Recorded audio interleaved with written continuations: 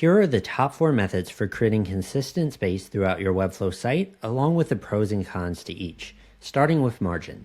Let's add 1 rem bottom margin to all headings and 3 rem top margin to all buttons throughout our site. In some sections, we may need to remove this paragraph. In that case, we're only seeing 3 rems of space here because margins collapse into each other. That means that the 1 rem bottom margin on our heading is being absorbed by the larger margin on the button. This is a great thing about margins, but the problem is it's not always consistent.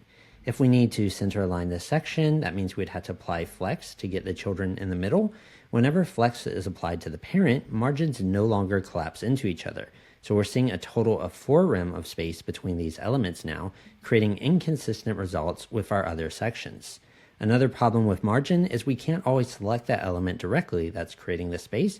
Sometimes we have to go up to the parent to find that space, meaning we can't click between elements to discover where a space is coming from. A similar spacing option is to wrap each of our elements in divs and apply padding to those divs instead. We can apply 1 rem bottom padding to the div that holds our heading and a 3 rem top padding to the div that holds our button. Now if we click between our items, we're directly selecting the element responsible for the spacing. If we decide to delete this paragraph, we do have 4 rems of space here, but at least the result is consistent regardless of the settings applied to the parent. So if we only want the 3 rem space, we'd have to drag this heading outside of the heading spacer and delete the heading space.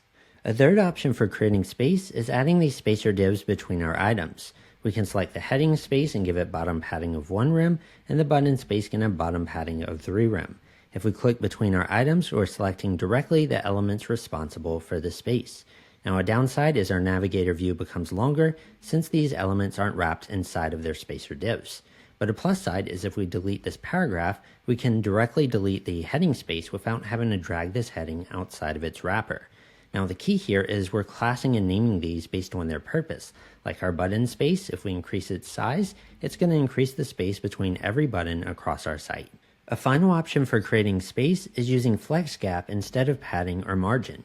We can put our heading and paragraph inside this heading space, and we can put the heading space inside our button space along with the button. So if we select this button space, we can apply flex to it. We'll switch it to vertical so they stack under each other, we'll center align it, and then we'll set our gap to 3 rem. And then we can select our heading space, which holds our heading and paragraph.